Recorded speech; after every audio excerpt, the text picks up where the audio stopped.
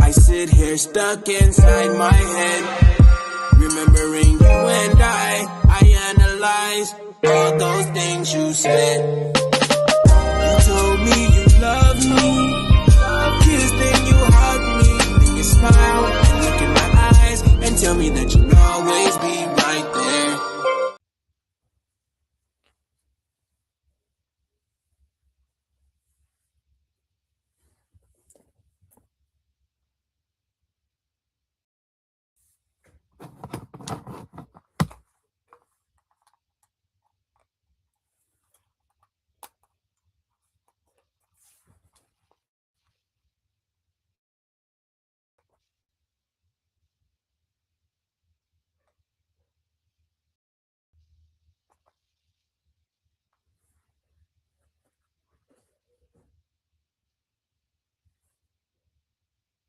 Can't hear you. Can't hear you.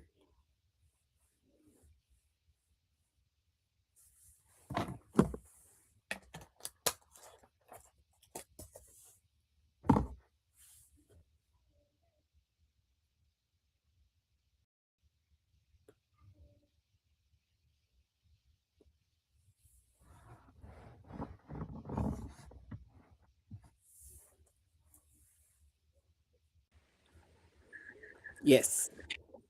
Can you hear me now? Yes, ma'am. There we go. I'm about to say, what's going on? You couldn't hear the intro or nothing? I heard the intro, but then as soon as you came on, it went off. Okay, well, let me try that again.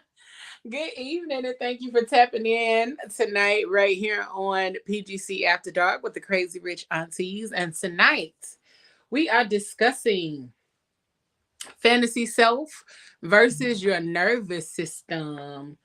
And it's going to be a juicy conversation per usual. And we are talking unfiltered conversations about intimacy, sex, and everything in between. And we thank you for tapping in with us tonight. I am your girl, Leo Rochelle. And we got Auntie Gina Marie in this thing with us as well. Hey, honey bunny. Hey, how you doing? How you doing, boo? I'm good. How about you? I'm good. Hey, queen. Hey, There queen. go my queen. My queen, my queen. What's up, baby? I gotta tell y'all why they call me Leora. But tonight we are having an amazing conversation about the difference or the way that our fantasy self shows up differently when our nervous system is having us to compete. Our nervous system will make us navigate ways that our fantasy self would like to, but it won't. And that might sound crazy, but we gonna get into it so y'all can fully understand what I'm saying. Thank you, honey. Thank you, thank you. There we go. So let's get into this conversation. So the difference. Hold on, let me pull up my notes so I can get ready. And while I'm getting ready, Gina Marie, how you been doing today, baby? How you feeling? I'm feeling better. I'm feeling better. Good. Yes. Feeling better, good. I'm glad. You be over here having me worried. Worried, honey. Girl, I'm covered by the blood, and that's all. I know that's right. I know you be fine, but still. Take the concern. Yes, ma'am. So we're gonna talk about the fantasy self. So the topic for tonight is the fantasy self versus our nervous system. And so if we know, like we know, that our nervous system controls a lot of how we navigate, how we move, how we show up, and a lot of what we do on a day-to-day, whether it's when it comes to people, when it comes to how we show up at work and all kind of things. A lot of ways that we show up is based on our nervous system. And so the other side of that is a lot of us have fantasy selves. A lot of us have these fantasy personalities, fantasy selves, and all of that kind of good stuff too. And it's absolutely nothing wrong with having a fantasy self, but we're going to deep dive into what that fantasy self looks like and how you can actually have that fantasy self really show up. Because sometimes that fantasy self be trying to show up at the wrong place at the wrong time, or it won't show up when we need it to. We try to get in our little fantasy tonight. And we don't, and it's she don't want to show up. She do not be wanting to show up. So we gonna tap into this thing so we can really have the conversation we're looking to have tonight. And I'm trying to make sure this thing don't. There we go. Because for whatever reason, don't nobody ever want to call until I'm doing something. So let me make sure that's squared away. But we're going to talk about fantasy first. So fantasy often feels safer than reality. Okay? That's the truth of it all. Fantasy exists in a controlled environment. So in our fantasy mind and in our fantasy world, rejection is limited, vulnerability is imagined, outcomes are controlled, and emotional consequences feel very distant. Okay. Mm-hmm. So just think about when you role playing or when you are in your most comfortable self, when you are navigating the space with somebody that you actually love and like, and you're navigating that space sexually and intimately. So when you're in that space, your brain often feels safer to explore. Excuse me.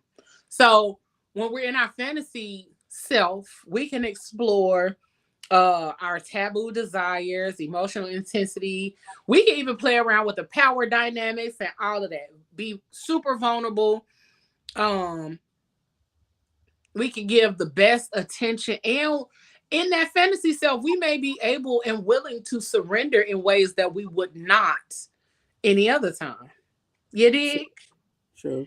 So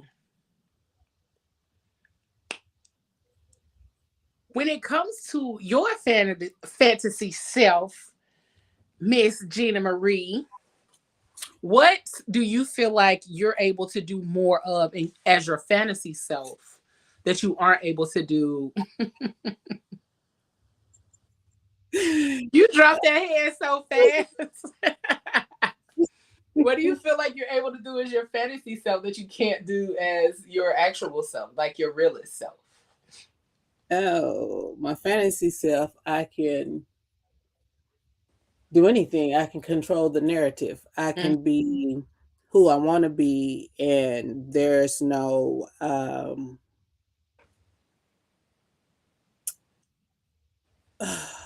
limitations on that. There's no caution. I can throw caution to the wind and just be her.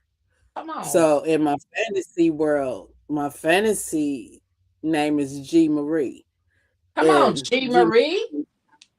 G Marie, she's a beast. That's all I can say. She's a beast. So, come on, beast. I ain't mad at her.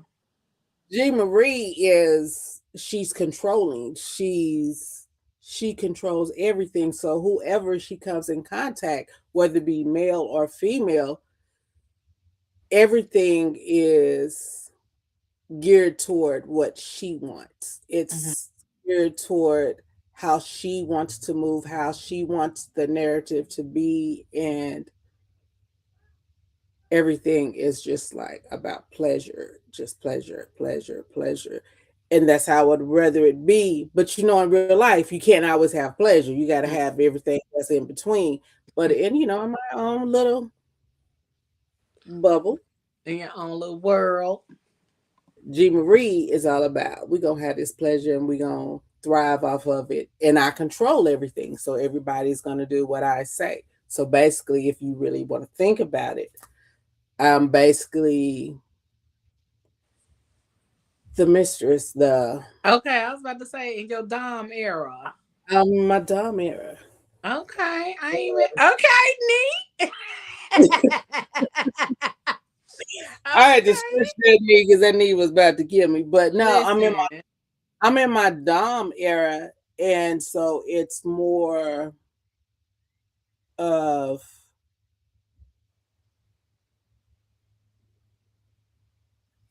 I'm just being who wants to in real life. You can't be this person. You can't, it's like in real life you're stuck in this bubble and you have to do this, do that because you can't throw caution to the wind because there's consequences with you throwing caution to the wind. Mm-hmm. But in my own fantasy world, I can throw caution to the wind and be like, damned if I do, damned if I don't. And nothing's going to even happen because this is my world, this is my reality, and everything happens the way I want it. Everything is placed the way I want it to be. Right. So, you know. So, what about you in your fantasy world? So for me, it can either go one of two ways where I am fully uninhibited, like you said, like fully uninhibited, throwing caution to the wind. But me throwing that caution to the wind comes with safety. Mm. I am very big on safety. I am very big on like safety outside of the bedroom first. So that emotional safety, that all of the other ways that I can feel safe and secure with you before we even tap into that bedroom, that helps me to be more present in the bedroom. If I Right. feel like I have to, if I feel like I have to constantly watch how I show up or watch what I say or watch what I do, then it makes a big difference for me. It makes a big difference in how I operate. So out the safety part is first, but once I am safe and once I do feel that safety, then there is no limit to what can actually take place. There's no limit to what we could do or how we could show up or what we could, participate in. And like I said, I don't know if I said that recently, I learned that I'm a primal switch. So Right. learning that about myself, I'm like, oh, okay, that makes a whole lot more sense what um than what I initially thought, because what I initially thought was that I was just full blown sub, and I'm not. I'm actually a primal switch, and retaking that test was like, oh, It makes sense. aha, Yeah. aha. And so now I have a full understanding of how I show up, in what ways I'm able to show up, especially depending on the situation, because I do have moments where I want to be in control and where I want to take charge and where I won't shut up, do as I say, and all that. You know what I'm saying? But the other side of me is generally like, no, you be in control, you do your thing, and then I'm gonna follow your lead. So but also the fantasy part of me is absolutely free. She does not do all of this overthinking and all of that other kind of stuff. She ready, she TTG, trained to go, okay?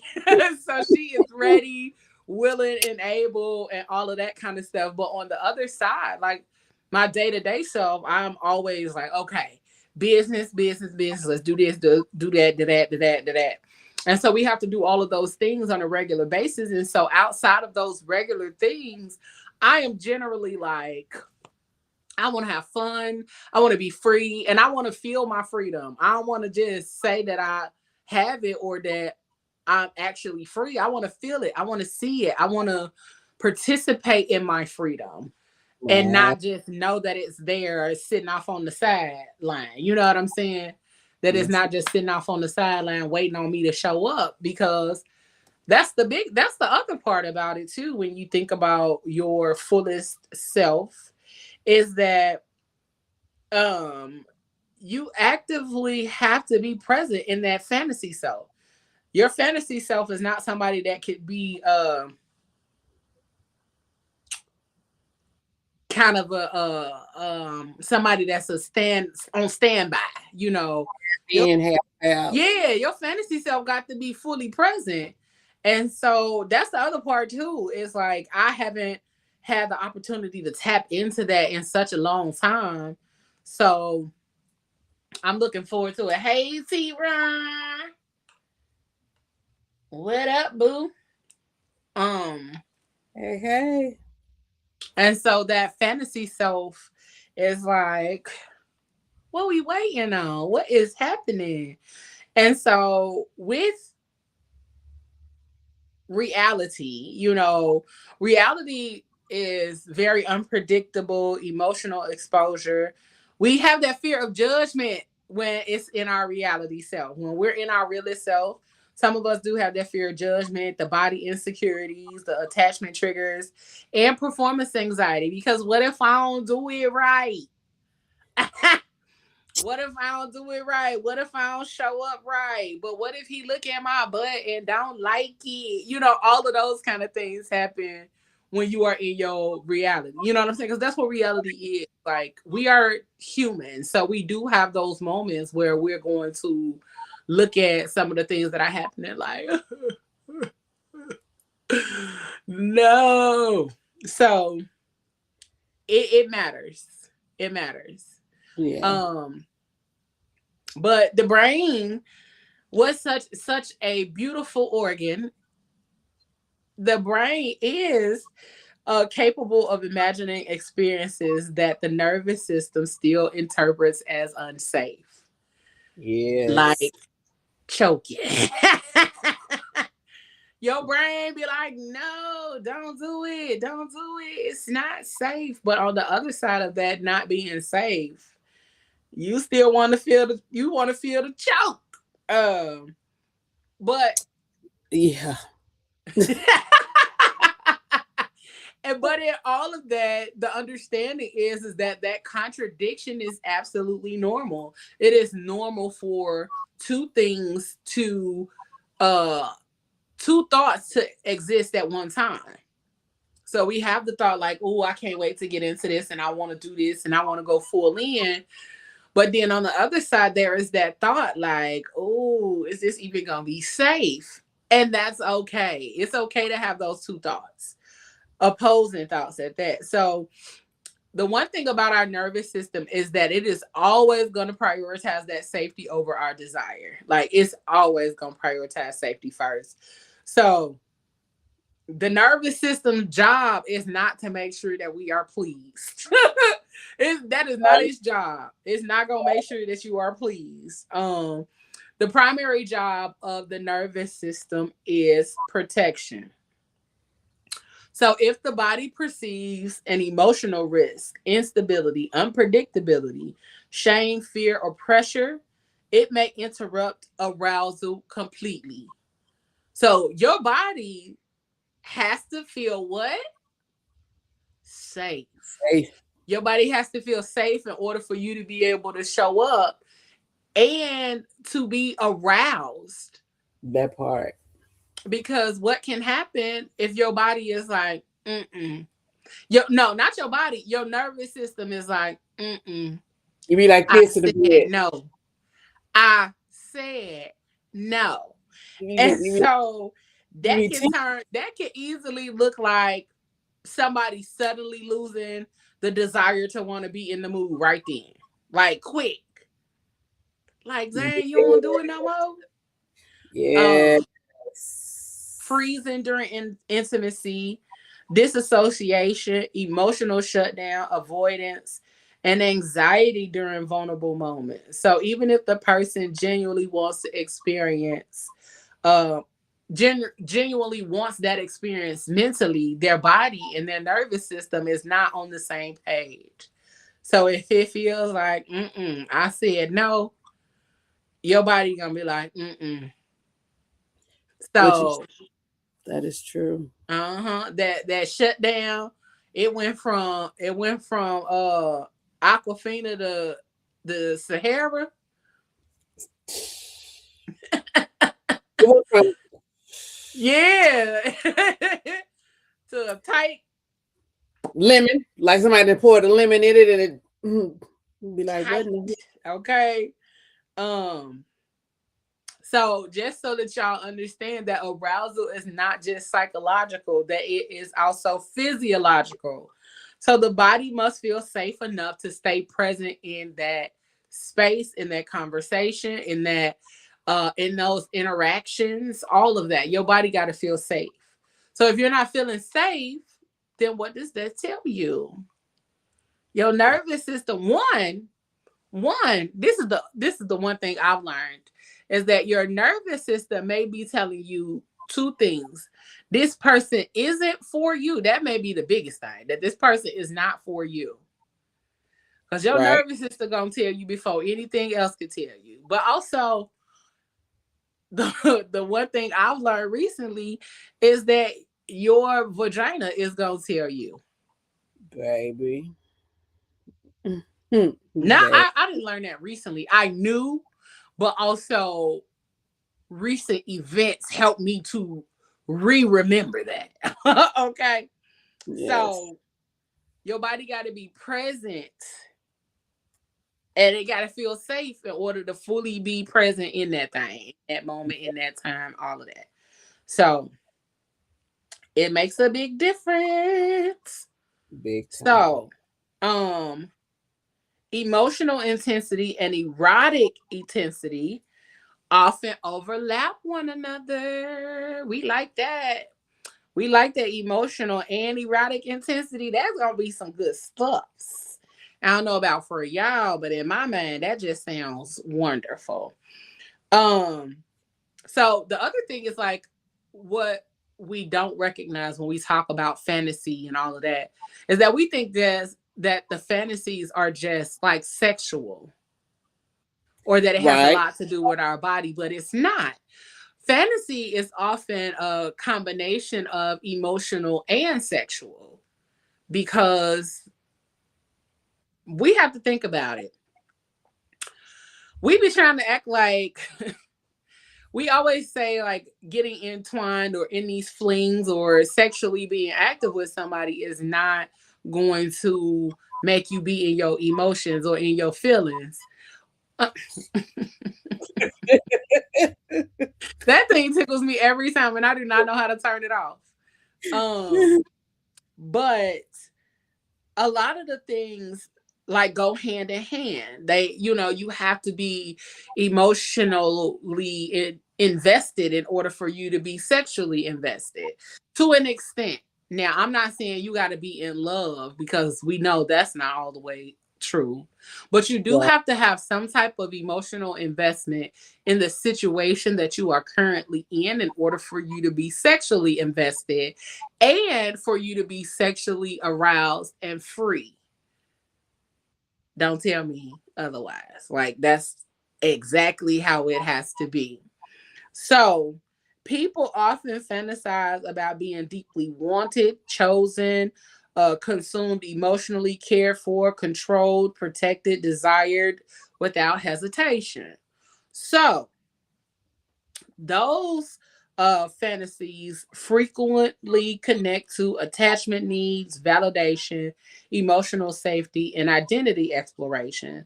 So that's why fantasy can feel emotionally addictive. That's why we sometimes get into those spaces where we find it hard to step outside of our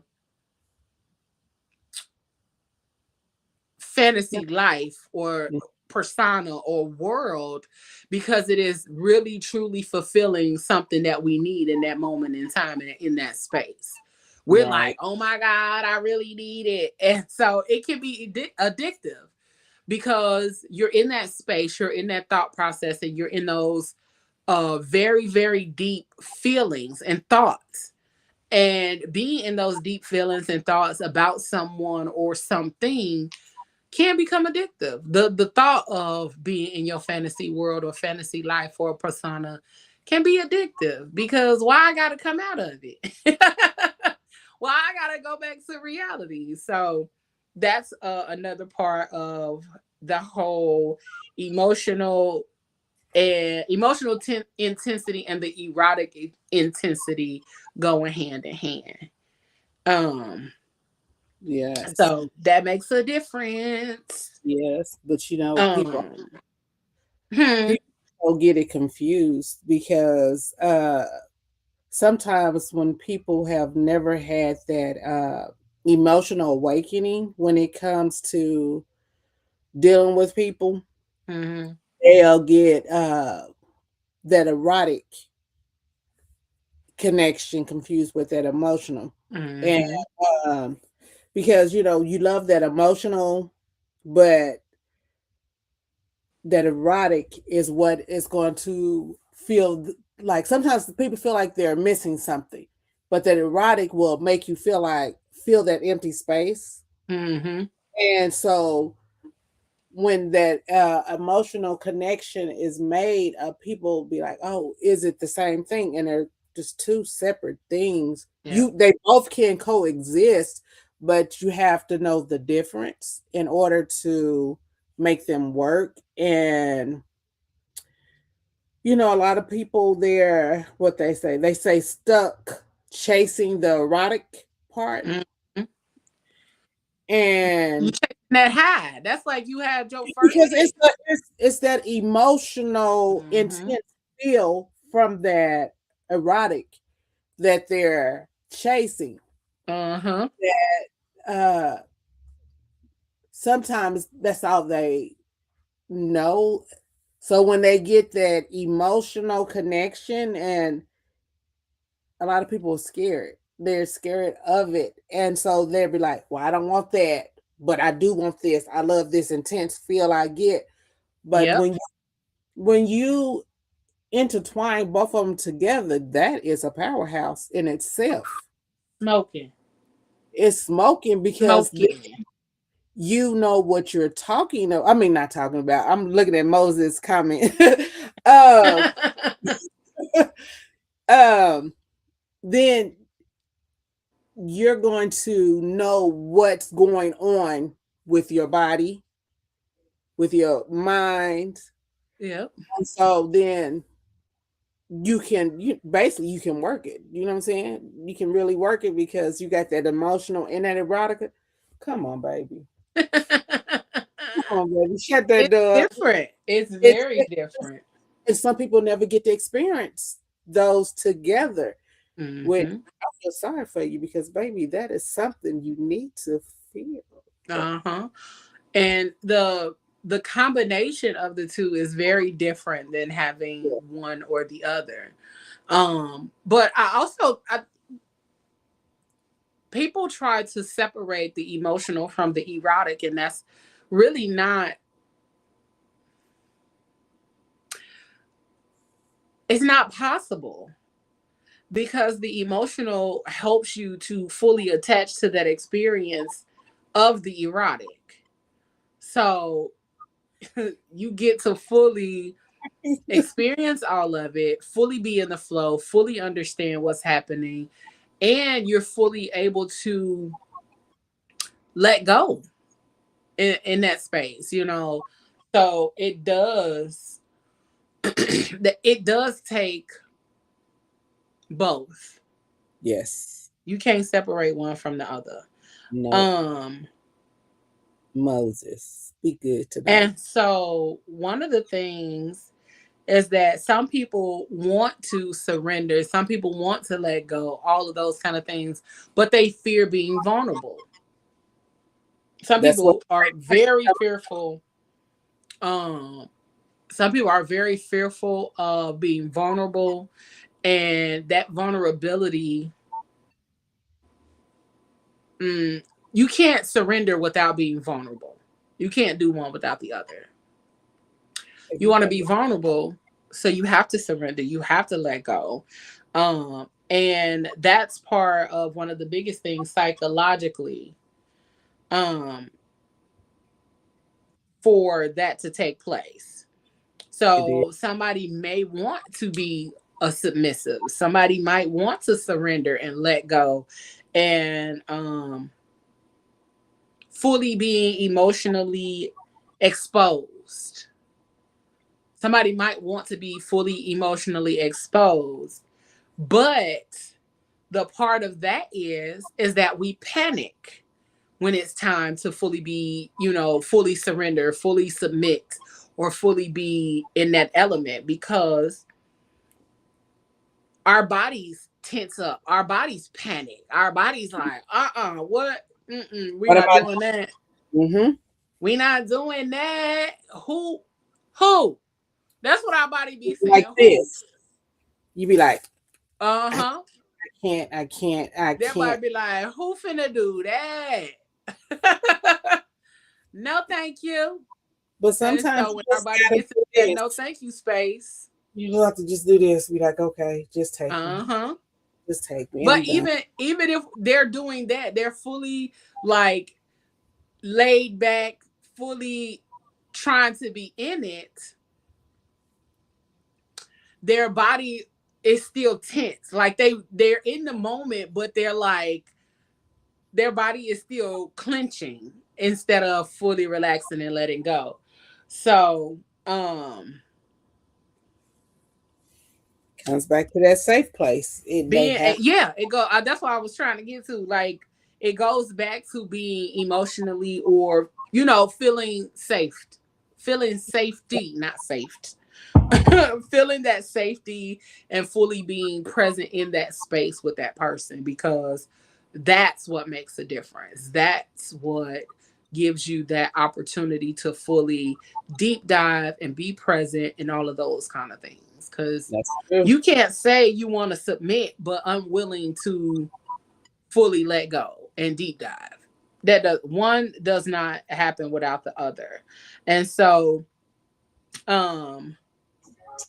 people panic when intimacy becomes emotionally real, and the reason being is that surrender requires trust, regulation, nervous system safety, and emotional visibility. So if I'm being vulnerable with you, you have to be vulnerable with me. It doesn't work one way or the other. It has to go both ways. We both have to feel emotionally safe, seen, heard, understood, because otherwise that body is going to still show you what? I'm cool on it. I ain't trying to do it. So, like, there have been times where I've been like, I'm ready. And then the minute something happened, then I'm like, no, I'm not. I lied. Quit playing. I'm going to get out my face. Get out my face, nigga. Like, because the vulnerability of fully saying, I'm ready, and doing all of that, and you step into the space where you're like, oh, let's do this, and you're excited. But that other person's energy could easily deter you from being prepared for that thing. Yes. Because you're ready, but especially me being an energy person, I walk into that space and your energy is ass. You can suck a black, you can suck the back of my tail, bro. I'm cool. I am cool. Your energy is ass. I'm cool on it. We not doing nothing. Cause she not even gonna prepare. She not even finna show up. She finna be like, I don't want that. Why am I even here? Why you bring me here? What is me doing? You played yourself. That's all you did was play yourself. and I think if a lot more of us listen to our bodies and paid attention when we're in those spaces, like, we could save ourselves some heartache and pain. Because ain't no way I'm pulling up and I'm in my full glory, and your energy like, oh, okay, what up? What up? The fuck not. You better show up the door with a robe and nothing else on, but anyway. Yeah, that's what I'm saying. You show up fully ready, trench coat, fishnets, all of that, and you up here talking about some. What up? Nothing. I'll And be head like, on back to the crib. Cause Daddy, no. not you. Good night. Because no. What do you mean? What up? Like, Yeah, you scratch your head, you be like, uh look at your watch. Oh, oops. you wasn't My expecting children me, so call. I'm Look, finna look just at go on your and phone. go home.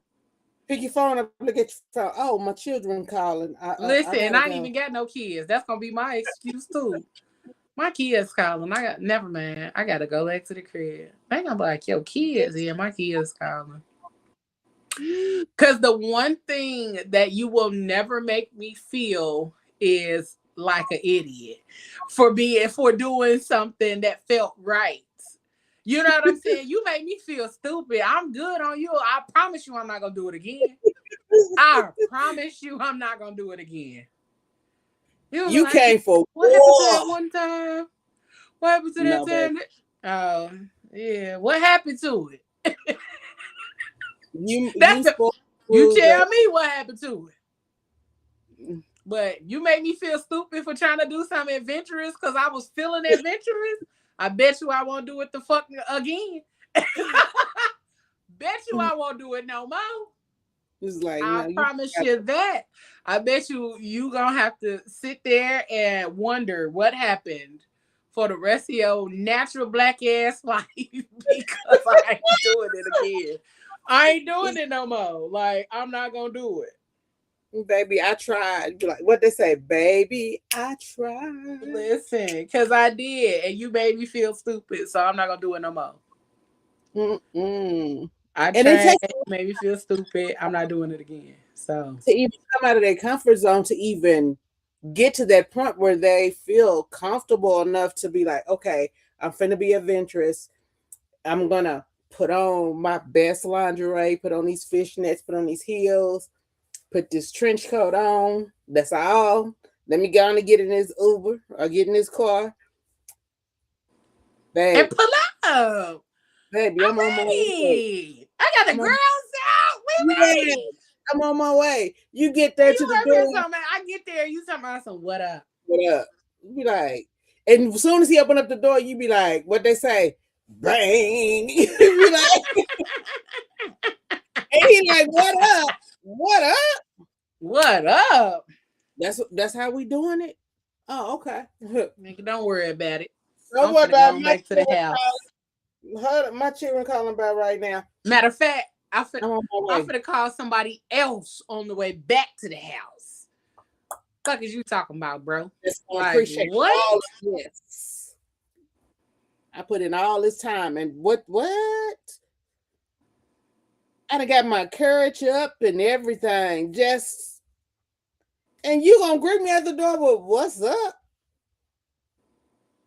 Well, damn, you could have said, well, goddamn, baby. I wasn't Something, expecting anything. anything. And even if I'm not like fully exposed to nothing like that, like if I just got on something that looked cute, say I look the fuck cute, whatever. But if you never compliment me, that says a lot. That says a lot about how you feel about me. But also that shows that you ain't paid no motherfucking attention to me as a woman. Because why would you not compliment a woman that looks the fuck good? Especially if she's all every time you see her, she's showing up, presenting herself nice. I mean, she don't have to have the tatas out all the time, but she's presenting herself, and you never acknowledge. Kick rocks. I'm gonna go on here and on over here. Everybody that I've been putting on hold.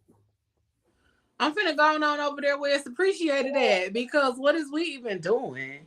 Right. Or if I'm just chilling in my element and I look nice, or I'm just the vibe is different than what you're used to, but it's still a good, it's still a juicy, delicious ass vibe.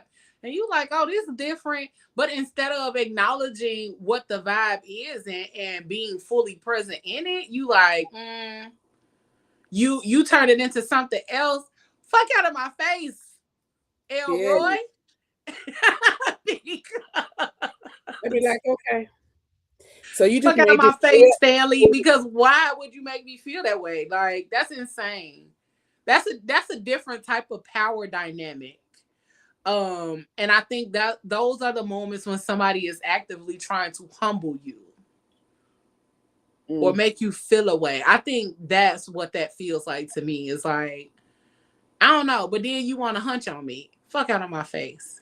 But then that's when they try to humble you, you go ahead and humble them and show them, baby, I got options. You're not the only one. You I ain't got options. the only one. I got options. But God don't keep playing. You trying to play with my feelings, trying to play with my emotions. You got the right one. You Who do got you the want? right one, baby. Okay. You want Gina? You want Gina Marie? Or do you want Marie? You let me know. We all can go there with you. Listen, cause you get somebody different. It ain't gonna be who you expected though. Like, it's not gonna be who you expected. So there's that. You better figure out what you want. Cause Choose wisely. otherwise, you gonna get a whole different personality than what you thought you was gonna get. But Mm. let's talk about how fantasy is a nervous system escape space. Because it can be. Um, because what we don't realize is that fantasy can function as a stress reliever, emotional regulation, identity exploration, and that's one of the ones I really want to talk about is identity exploration, controlled stimulation, or temporary escape. So, Mm. fantasy is a very healthy thing. Just because you want to do all those things, it doesn't make it unhealthy, okay? Because people will try to make your enjoyment to be something unhealthy, unnecessary, unimportant, or whatever. But your fantasy, your escape, and all of that is very important. Your need for the nervous system escape is very fucking important as well. Cause I've been ready to escape for a while now. Right. I've been ready to escape this nervous system shit for a while. I just haven't had the opportunity to. But I also ain't had nobody to escape into fantasy world with. That's the part. Like, I want to be safe in my escape. And I'm over here solo dolo. So I haven't had the opportunity to escape into my fantasy world like I would like. Do I go there in my mind? Absolutely. Quite often. But I want to go there in my body. I don't want to just go there. You I want don't to want to just feel go there in my it. mind. I want to go there in my body. Because it's a different experience. You can go there in your mind all day long.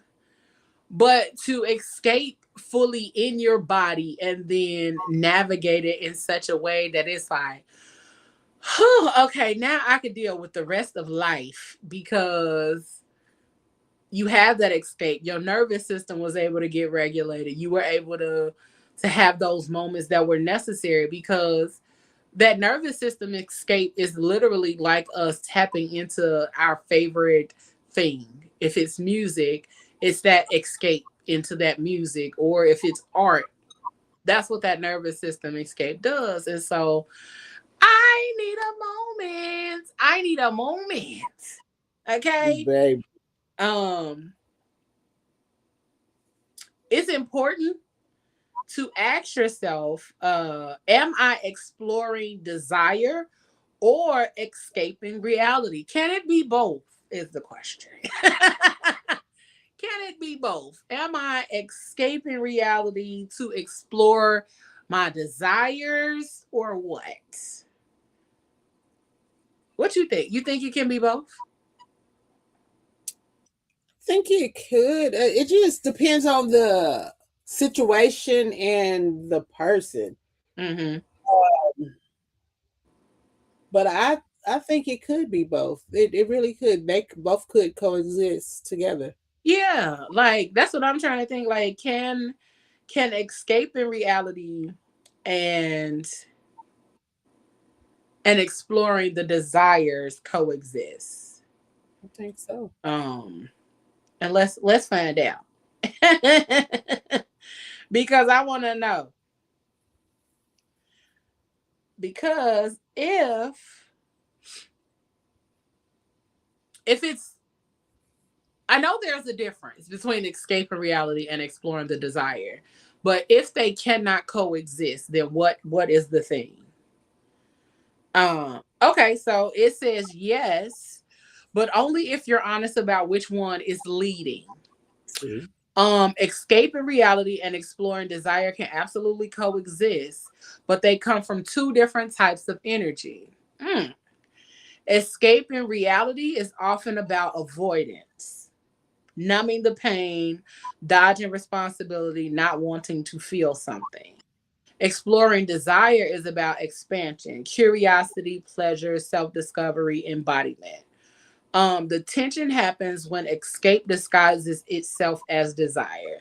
You might tell yourself, I'm just exploring what I want, but really you're running from something uncomfortable. Or you might genuinely be tapping into your desires while also giving yourself a break from the weight of life. So both can coexist in the same space. A night out, a connection, sex, fantasy, creativity, but the intention matters more than the action. Mm. See, we was right. Yes. We was right. So here's how to tell the difference in real time. So after you're done, do you feel fuller or emptier? Desire tends to leave you feeling expanded, fuller, even if it was intense. Escape often leaves you feeling quiet and empty or disconnected. Are you choosing it or needing it? Desire feels like I want this. Escape feels like I need this to not feel something else. So that's a big difference too. Um, can you be present in it? Desire lives in the body in the moment. Escape usually pulls you out of yourself. Mm. Mm. Mm. That's it. That's it. And so the difference would be I know life is heavy right now and I'm choosing pleasure anyway instead of I'm escaping from life. I'm choosing pleasure anyway even though life is hard. So that's the power in how you lead with it or how you show up in that space. That makes a big difference. It And that's does. good. But if pleasure becomes the only place you feel okay, then it's no longer exploration, it's refuge. So if that's the only time you feel safe, heard, seen, or any of those things, then it's no longer um it's no longer the fact that you are exploring your desires. It's now that you are seeking refuge in that space, which then in turn leaves you feeling empty in the end anyway. So we got to think about that. Refuge isn't bad. It just shouldn't be your only home. Um, that's so good. That's good. I like that. And that's how you can differentiate the two. So that way you know how your energy is showing up. If you like, oh, I just needed this. That's different than saying I really wanted this. I really wanted this. Because that want and need is two different things. And we say that all the time when we It talk about is. relationships. Want and need is two different things. And so wanting the desire or the escape is different than actually needing the desire and escape. So make sure y'all figure that out. When y'all out here doing what you do, that you figure that part out. Cause that's a big difference and it'll show in how you show up. because some of us just be escaping all the time. Mm, I ain't I ain't had an escape in a while, so I'm about due. baby, I am I'm too. is about due. Um, so a few statistics when it comes to the nervous system and all of that kind of stuff. So research consistently shows chronic stress raises cortisol levels, which can suppress libido and interfere with arousal. And I believe we talked about that recently on what show was that? I can't think of the title, but go to our YouTube channel. It's on there. It's one of the shows that we did towards the end of the year last year. And we talked about what the libido does and all of those kind of things and what things can keep you from feeling desire or arousal and all of that. So make sure you check that out. But anxiety and sexual avoidance. So studies suggest anxiety disorders are strongly associated with reduced sexual satisfaction, avoidance behaviors, and difficulty staying mentally present during intimacy. So you got to show up. If you want it to be good, you got to show up. You want it to be good, you got to be present. So, fantasy is extremely common. So the research has shown the overwhelming majority of adults engage in sexual fantasy regularly. Good for y'all. Often using fantasy for emotional exploration, stress reduction, curiosity, and identity expression. Um, the nervous system activation impacts arousal. So when the body remains in sympathetic nervous system activation, the fight or flight mode, sexual responsiveness can decrease significantly, and the body prioritizes survival over pleasure. So that's why when some people say, when my money ain't right, I ain't horny. Mm, That's why. Because I'm trying to survive. I could give a damn about pleasure right now. But also right. y'all should still be having pleasurable moments, even though, you know, life is life. So um I'm just letting y'all know. But a few pointers for some of y'all who want to explore your fantasy self safely. You want to explore your fantasy self safely. So, number one is to stop judging the fantasy immediately. That fantasy does not automatically equal dysfunction, danger, moral failure, or hidden intent. It is okay to be curious. And I think the older we've gotten, a lot of what we see across social media and all of those things is that we get judged for the things that we want to explore or that we're curious about. And you're a fucking grown adult. You can be curious, you can explore, you can try things and Yeah. not necessarily worry about the judgment because what? You're an adult, okay? And it doesn't mean that you're a moral failure. You haven't failed God or none of that. Like, none of that has happened, okay? None of that has happened. Curiosity creates more understanding than shame. So it is okay to explore. It is okay to figure out who you are outside of the titles that you carry. It is okay to figure out who you are outside of the jobs that you do. So it's okay for you to decide I want to learn something new about myself in a different way. Learning about yourself don't always have to come through trials and tribulations. Because Hmm. we really think that's the ultimate character builder is going through trials and tribulations. It ain't. Sometimes we just have to go through some curiosity and exploration. It's okay to be curious. It's okay to think things. Like, it doesn't make you a terrible person to want something outside of the quote unquote norm. Um, but first thing you gotta do is build that nervous system safety.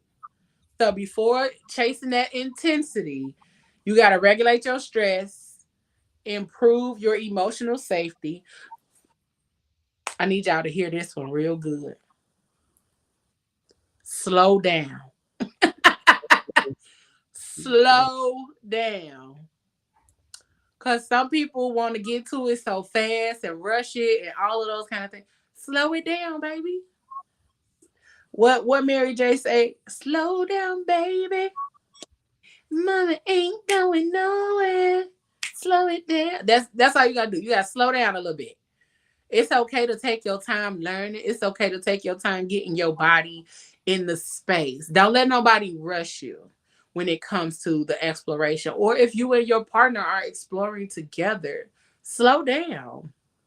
I think a lot of people rush into the moments or the things and they haven't fully recognized how beautiful it is to go slow. It's okay to go slow. Um and then prioritize grounding. Like really ground yourself because that's necessary too when you're doing something new. Your nervous system is actually going to respond because it is unaware of what is happening. Your nervous system is like, what is this? I don't understand. I don't compute. So your nervous system is going to respond accordingly. Your nervous system is going to be like, "Oh, I don't like this. We're not going to do this. I'm out." That's what that nervous system gonna be like. I'm cool. So slow down, prioritize grounding, regulate your stress, and improve your emotional safety. Whoever it may be with, all of that good stuff. Um, Number three, have some conversation before the action. We be so ready for the action that we'll be talking about shit. We don't have no conversations about nothing. We be ready to get to the nothing. We don't be having conversations. We be ready to get to nothing, and that's it. But having conversations while you're in the act of doing it is also very pleasurable because Yes. you're getting feedback from your partner while you're in the act of Mm-hmm. enjoying each other. So if you're telling that person, damn, baby, that feels so good to me. I like the way you touch Period.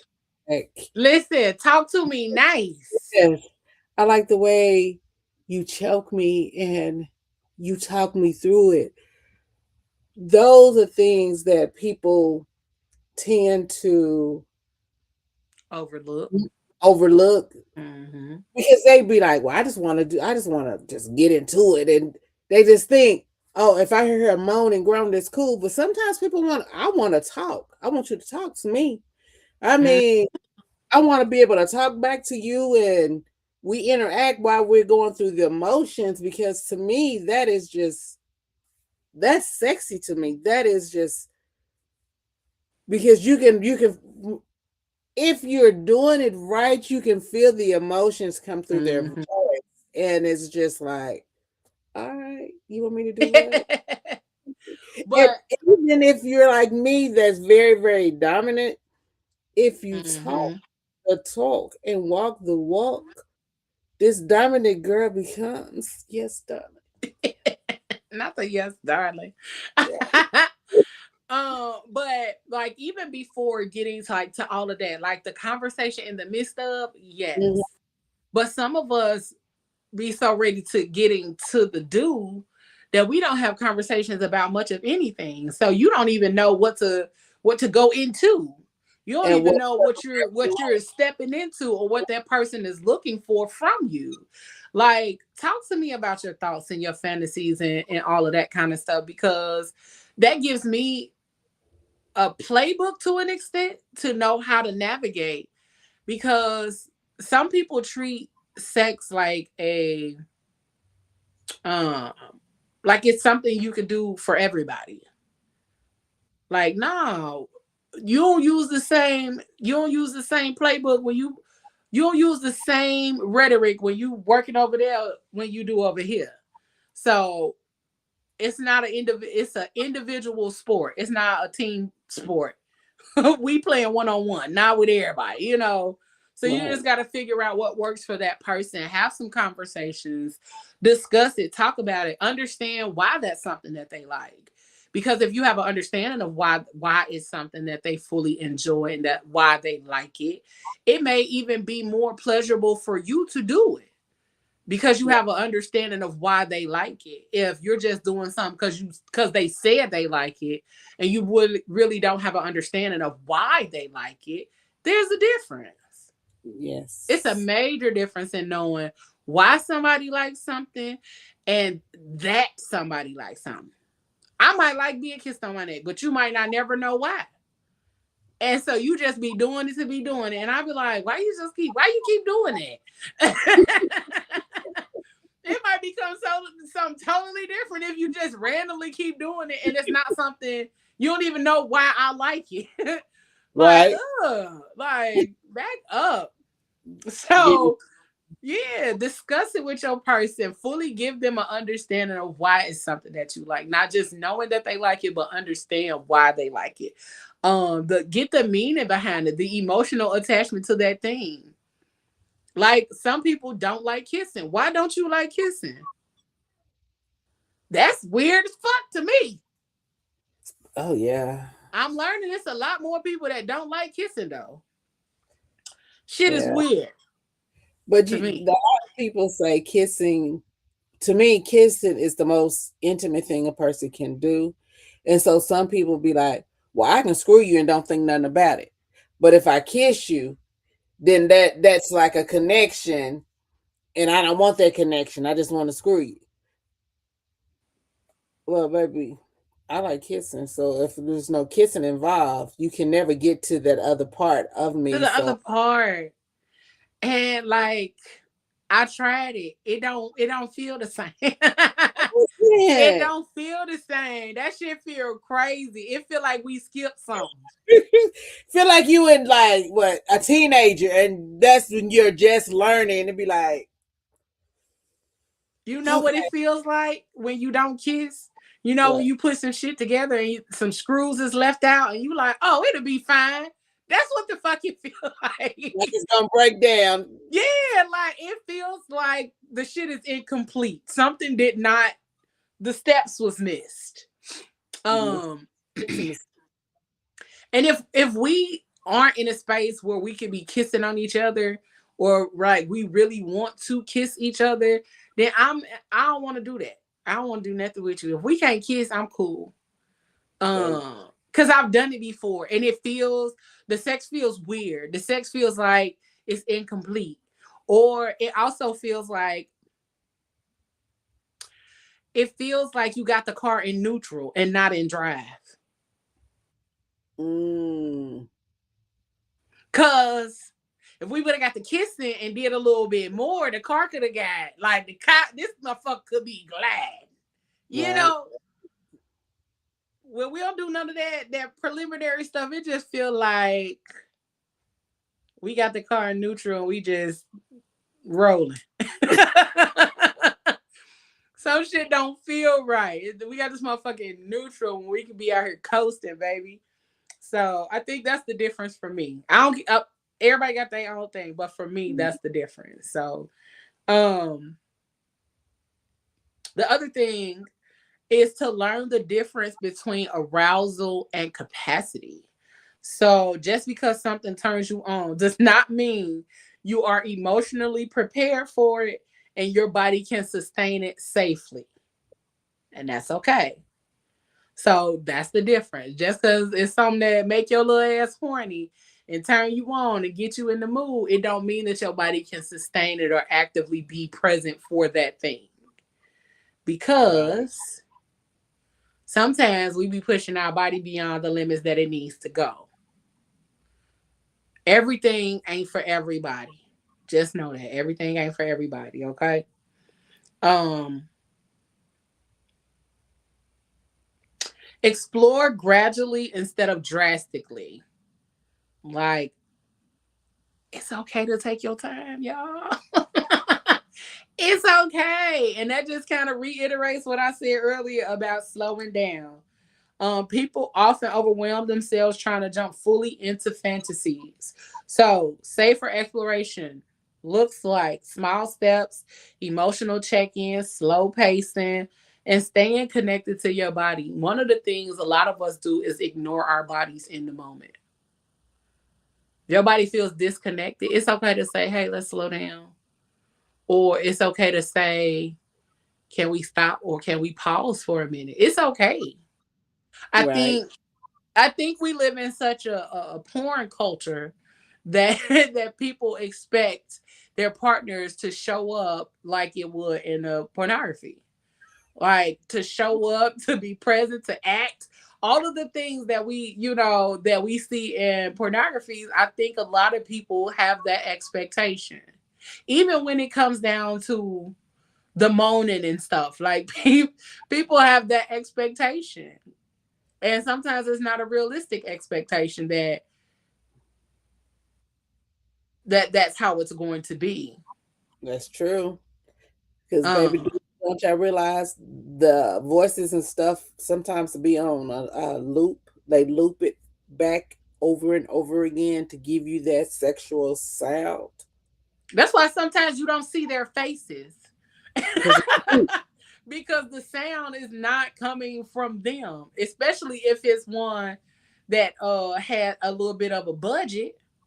yeah, Now if it's just a husband and wife at the house and you happen to scroll past it, that's different than somebody who had a budget to be able to put it together. So that's why you don't see some of their mouths or none of that kind of shit going on. So be mindful that the way that you see things taking place or unfolding on porn and all of that kind of stuff, it is not real life. Just like you can't be out here hunching on nobody the way that you would, where you the used to way see you see it happening on there, it ain't gonna happen with that person. So it. just make sure you stay connected to your body, stay connected to yourself. And if you feel like your person isn't fully present, it's okay to say slow down or let's back up or any of that. Because some people get fully into their own pleasure during the moment instead of it being mutual pleasure. Like some people get selfish, and that's okay. For you to say, no, I don't feel like you're present right now. I don't feel like this connection is what I need it to be. So, Ooh, I have a um, question. When you mhm. just when you said some people get selfish, um, how would you react um in the middle? Because I've been in situations where it's like, so we came together to do this, and it's all about you. It's not anything about my pleasure. So how would you? Okay, say you had a girlfriend and the girlfriend came to you and she was telling you, "Hey, this is going on." How would you have a conversation with her how to deal with that How type to of deal situation? with that situation? Like, Um, like I would tell her to address it mm, because if every time we come together that I recognize that the pleasure shifts from it being about us to being about you, and then when you get what you need from it, then you just gone from it. Like, mm-mm. So I would definitely say address it, have a conversation with that person, have a conversation to say what it is that you're actually feeling. One of the things a lot of us sugarcoat or don't actively say, we don't say what displeases us during sex. We don't say what displeases us about that moment or nothing. We are always trying to people please when it comes to sex. And it makes people who are bad lovers worse lovers.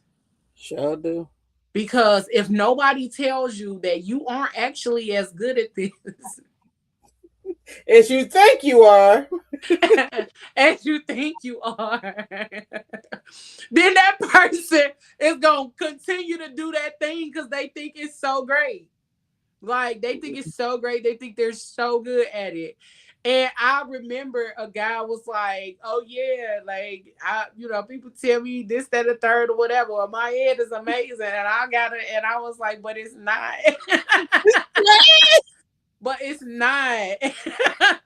And it might have been to them, but you can't do the same thing over there that you doing over here because what I like, they may not like, or vice versa. So that's why I tell people shut up when it comes to talking about what you can do or how amazing you are, because you might be asked to somebody who likes it differently. Right. It's okay for you to be like, "Oh, I'm really good at this." But also, it's okay for you to have to learn something when it comes down to how you perform. A lot of people think their performance is just stellar because they was able to have somebody else feeling a type of way, or the experience for somebody else when they left it was amazing. And Right. then you get with somebody else and they be like, "Oh, that was cool." Now your ego is Now your ego is bruised because you came to the table with the idea or the thought that your shit was just so amazing. But that's the thing, because people get caught up in those types of labels, and instead of having the conversation with the next person, or even learning that body, what the last female you had, my body's built totally different from that person. So my body, the way you touch my body, is different. I want to be touched Mm-hmm. different. Then you can't come over here and be like, okay, come on, we're gonna wham bam, thank you, ma'am. Who does that? who that's who that's for? Who does that? Who that's We for? grown up over here, baby. We do ours over here. What is you playing with? We don't do that. So it's like, just because a girl like that, don't mean this chocolate bar is gonna like that. Absolutely. And so I So you have to learn your person, and it's like, I would never go to my partner and be like, well, I was over here and I had this man's whole world shook. right. And then I come to him and I think I'm gonna do the same thing on him. No, I'm gonna learn. I'm not even gonna speak on it. I'm gonna learn this man's body. And once I'll be like, oh, so if That's I do it. this, You can't even talk about what you was doing over there no, because you get over here and it might be straight trash, dumpster juice, trash, straight garbage juice. Okay, trash. like that's why I say all the time, like I ain't talking. I'm not about to talk about my stuff like that. Never, And that's why never. people be like, "Oh, is it good? I don't know. That's my line. I don't know. I don't know. I ain't never, Is it? I ain't never slept with it, so I don't know. I don't know what it feels like. I don't know. It may be to you. I don't know, Playboy. I can't tell you. I go Cause one. what might have one person out here stalking you in the daytime with a flashlight might have somebody else ghosting and blocking your ass. So Trying it's to the throw that away. He'd be like, stay away. Stay no, away. don't I don't. ever go back to that. You know what Yeah, I'm saying? So you gotta be mindful. So that would be my discussion, is literally talk to your person. Talk to them about what you like, what you enjoy, what is necessary for you to have pleasure with them. Like we just said, the whole not kissing thing. No, that is not pleasurable to me. That's mm, not. I want to kiss. I want, like, kissing. I feel like you can have a whole different experience just with kissing alone. you can. Like You just can. kissing on your person and being horny teenager, like activity, because that's what you did when you was a teenager. You was too Yeah, scared to get the hunches, so y'all was just gonna kiss and rub on each other. carpet burns. That's Yeah, what it listen. You up here got denim denim burns. burns because you didn't rubbed up against each other jeans for so long. Like, do that. Yes. There is nothing wrong with that. There is nothing wrong with being so enthralled with your person that you're not even rushing to get to the sex, like the penetration part. You are so involved in the feel good of these kisses and touching and stimulation. Like, people forget that your body has all of these synapses and all of this other kind of stuff on it for that reason, for the stimulation. Like, come on, stop playing. Stop rushing. That's the other part. Stop rushing to get to the things. Stop rushing to get to all of that. Have a little, slow it down a little bit. So, who But talking about we nasty? you don't even know the half of it, darling. But okay. And I meant to show all of these little nasty comments from Moses up here. Girl. Talking about we always want to be gangster. Boy, shut up. Hey Frida. Hey mamas. What's up? Okay. We are 23 away from 1K. Go ahead over there. Go on and do it. Do it. Go ahead and hit that 20. Let's go ahead and hit that before the end of the month. What's that? That's less than, go ahead, a couple of days. Mm-hmm. A And you know couple what? of days. Go ahead. We almost there. Almost there. What they say in that Disney movie. Yeah, we almost there, y'all. Go ahead and hit that subscribe button. Hit that subscribe over Subscribe. there on the YouTube channel and hit that bell right next to it so you can get notified each and every time we go live. All right. And you Hit know that what? bell so we can get it cracking. But yeah, you definitely have to move differently depending on the person. So I would tell my own girl, like, tell them, have the conversation, tell him what it is that you need from him. Mm-hmm. I think so many of us are afraid of those conversations, which is why a lot of us aren't able to tap into that fantasy. We aren't able to tap into that fantasy or that exploration, whether individually or with our partner, because we're afraid to have the real conversations. We're afraid to say, baby, that doesn't make me feel good. I don't like when you do that. Because we can easily tell somebody that we don't like something. Yep. You Because really can. what else you gonna let them do? Just keep gnawing on your joint? You gonna let them just keep chewing on you and you don't like to be chewed on? That's insane. That's true. That's true. It's insane. So open up your mouth. Tell somebody you don't like something. Tell them, that I would prefer you do this instead of that. Mm. Because I know a lot of us talk about, and I've seen plenty of videos where they talk about women don't like this. Oh, hell no. What is that? When they doing this. What is that? Who does that? And plenty of women have said they don't like when y'all do that. Don't, it's not a scratch off. So No. it's okay to tell your person what you don't like so that they not out here doing stuff that now you so busy that you're so uncomfortable that you can't even enjoy the rest of the stuff because now you didn't get irritated because they up there doing this and you don't even like that. You better slap their hand. That don't work for me. That don't work for me. What are you doing? Stop. Step off. I would lose my shit if somebody popped my hand. Like, what?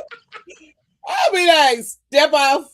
That is not working for me. I know, look, knowing me, because I have no like, stop, peasant.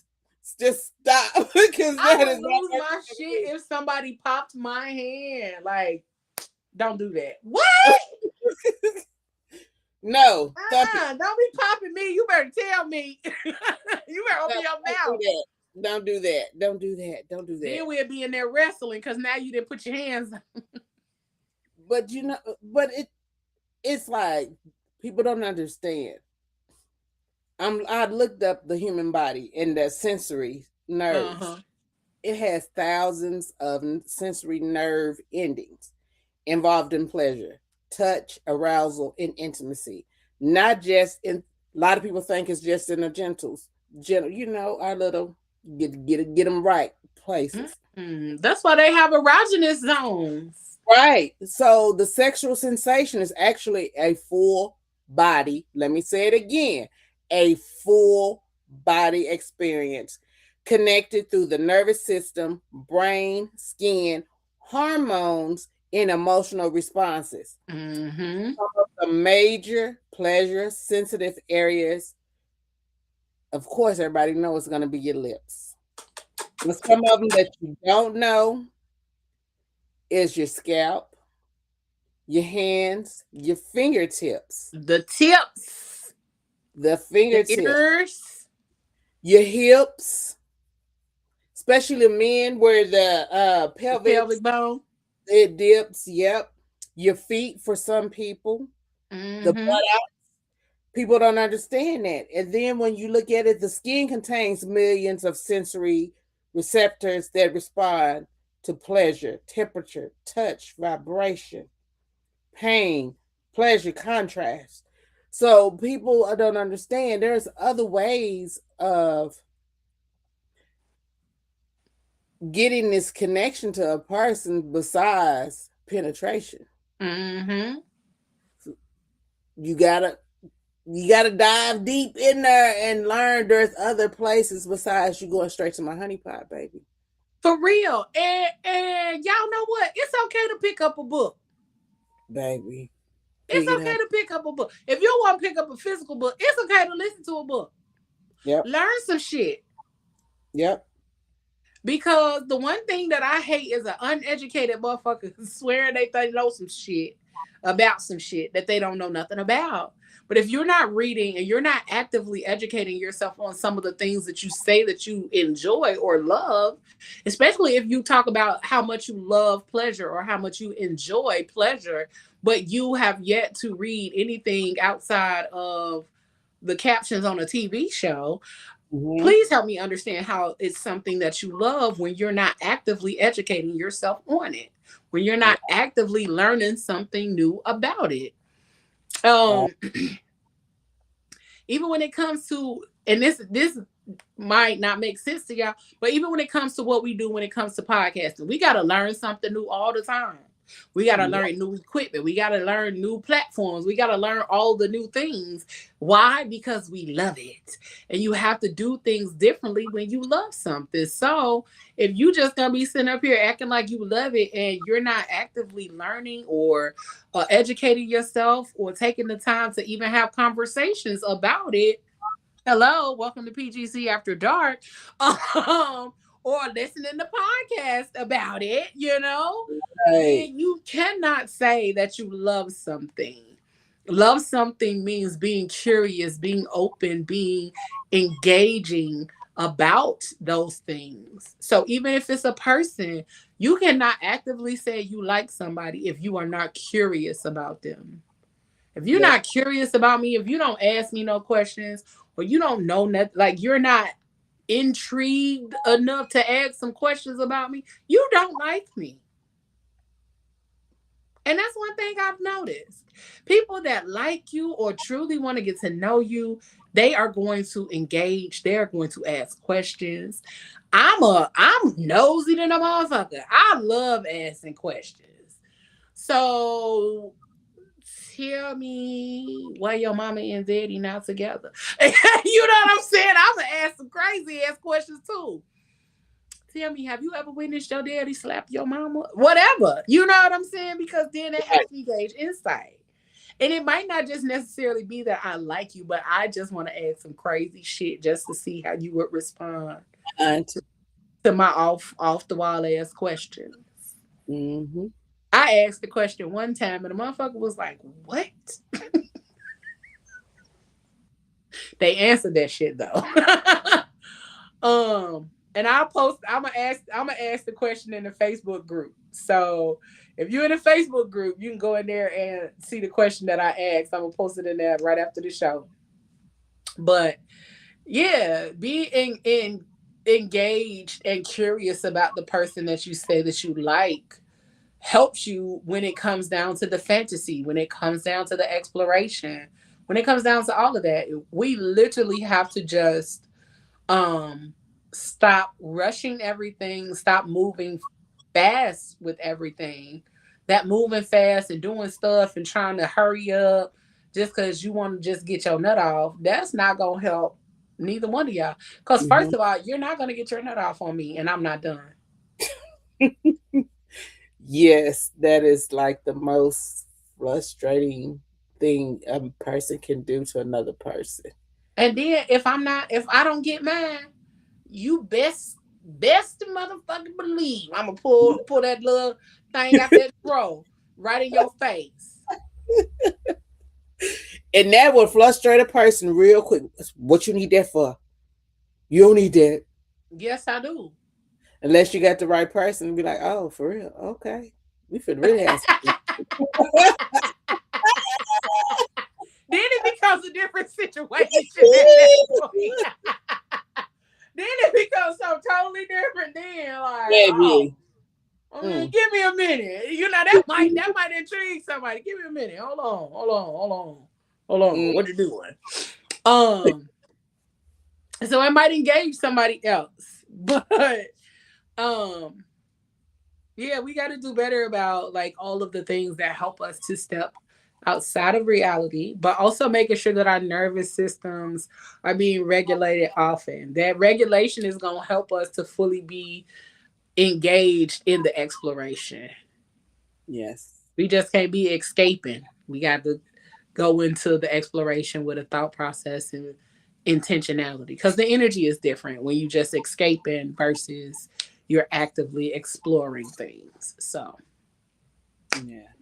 that's all, y'all. Make sure make sure you all check out PGC Tuesdays, the Fat Girl Chronicles on Tuesday at 8 o'clock, 8 to 10 p.m. And then on Wednesdays, we have lyrical lessons with Leo. The first two episodes are up. So head on over to YouTube and check them out. Okay, go ahead and leave me a couple comments. Let me know if you like it or not. Let me know what you think. And then Thursdays, Thursday night live with is the team up show with Sarkarians and PGC Media. So tap in on Thursdays, and then we'll be back once again next week on Friday. Crazy Rich Aunties, we will be back. And next week, y'all want to know what we talking about next week? Let me tell y'all. Let me tell you what we talking about next week. If my thing scroll correctly, if it scroll right, I can show y'all what we talking about. We are talking about sexually open, emotionally frozen. Mm. We gonna talk about what that looks like when you are sexually open, but them emotions is out here frozen like old girl from the movie Frozen. You gotta let it go. Okay, y'all know what I'm trying to say though. But sexually open and emotionally frozen. And then the following week, we are tapping into the libido blueprint. And then lastly, we are doing control, consent, and catharsis. Y'all go look up that word catharsis and come back and tell me what it means when we get ready to do that show. Y'all got a couple of weeks to go look it up, learn something about it, and then put it in the comments about what you learned, what you know, what you done knew, what you done learned new. Okay? But control, consent, and catharsis. Uh, then we got sexually open, emotionally frozen, and the libido blueprint coming up from PGC After Dark with the Crazy Rich Aunties. We thank y'all for tapping in and tuning in with us on tonight. We appreciate y'all for rocking with myself, Auntie Leo, and Auntie Gina Marie. We ask that y'all stay tuned for all of the things that we got going on. And we do have a new show coming up. It's called PGC Unplugged, where we tap in with artists, authors, musicians, brands, and all things community and everything else. So make sure you tap into all of that amazingness, because we're going to be promoting different stuff over there that you don't get on Tuesday or that you don't get on Friday. All right. So we expect y'all to be prepared to join us on PGC Plugged In, and that premieres next week on Thursday. All right. We up out of this thing. We love y'all. We appreciate y'all. And whatever y'all do for the evening and the rest of the week, keep it sexy, keep it classy, and keep it rated R. Okay, go ahead and be rated R for a change in your life. You know what I'm saying? Go do something different. And we up out of this thing, y'all. We love y'all. We appreciate y'all more than y'all know. Good night. All right. Trust, dependency, love, respect,